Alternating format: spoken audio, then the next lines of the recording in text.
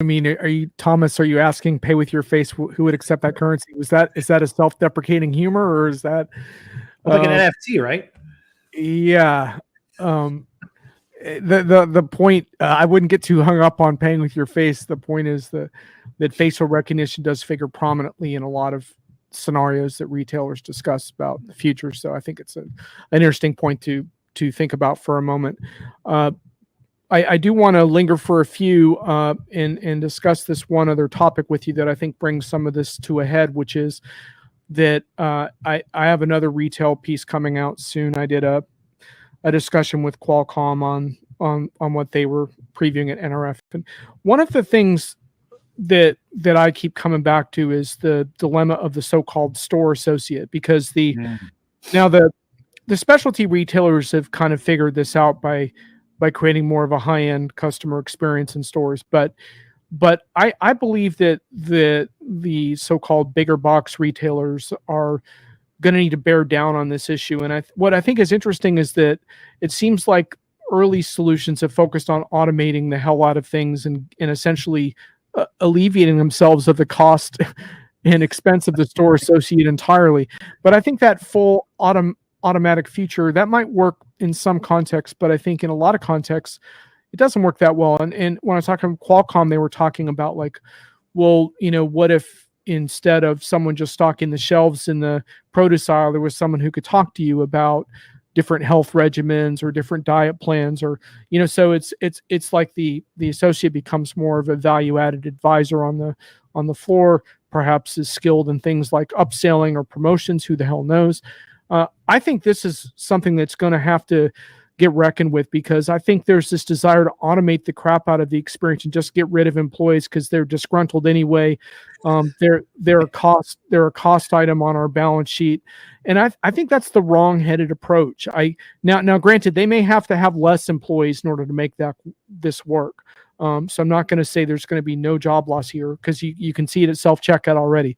But the point is, at what point are these bigger retailers going to understand there's going to be competitive advantage to actually hiring people, paying them an actually decent living freaking wage they can live on, and encouraging them both with the technology in their hands, but also in their training to interact with customers on a higher level? To me, that's the future of retail, but we'll see, because I don't think that's really been figured out yet.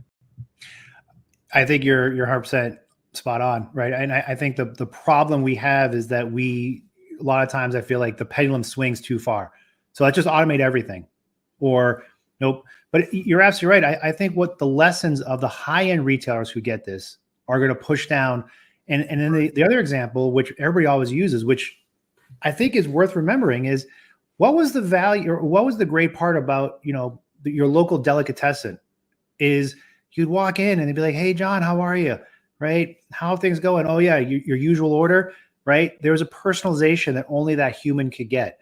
Now, some of my friends in AI would say, well, we'll just AI everything and we'll scrape all the data and we'll figure it out. And it's like, whoa, that's getting too creepy, right?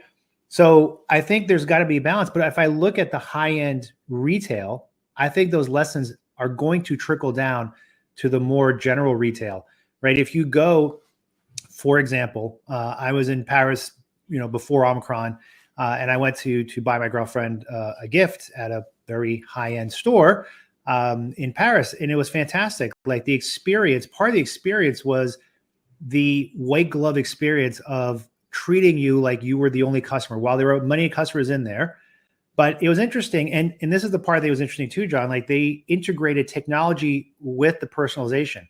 So I went to the store. The only store they have is in Paris. There's a line to get in, so you're waiting outside. As you get closer to the front, they would have a store associate come out, and they're all, well-tailored suits, and they have a handheld. And they'll come up to you and say, well, welcome. Thank you for being here. You only have about 30 more minutes or 20 minutes to wait.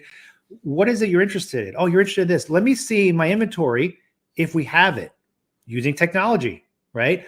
They're going to scroll through and look at it. Do you want to know what the price is? Here's how much the price is. You want to know what colors we have? Here's what we have. Some might say, well, just put a kiosk out front and I'll just punch that in myself, or just send me the stuff on the app. But there's a human element of it where that store associate is going to come out and spend that time with you, right, to walk you through and answer any questions you may have. I think that is going to trickle down to other retail, because that's where I think differentiation, the reason why we have stores, is you're going to have that human component tied in with some technology and automation. Absolutely. But there has to be a balance. I mean, at the end of the day, if I walk in a Home Depot and there's no one in there and it's just all screens, I can punch stuff. Why am I going to Home Depot? I'll just stay on my phone and do it. And I'll just get it, pick up online, pick up at curb front, or just send it to me, right? Part of the value I go in is, I go in and I talk to store associate Neil about doors, and he has all this experience and he can walk me through it and he can tell me this and that and help me make a decision based on my needs. Right. And yeah, AI and CRM and all that could maybe give me a decision tree to figure that out. But, there's value in me going in and talking to Neil, because maybe he sees something that I didn't think about, or just having that human experience, right? Part of, when I laugh about social commerce, is that retail in and of itself is still a social activity, right? Part of it is we still go and we shop. Now, buying is not a social activity. Shopping is a social activity. So I think part of that human element is going to absolutely continue, or should continue to play a role.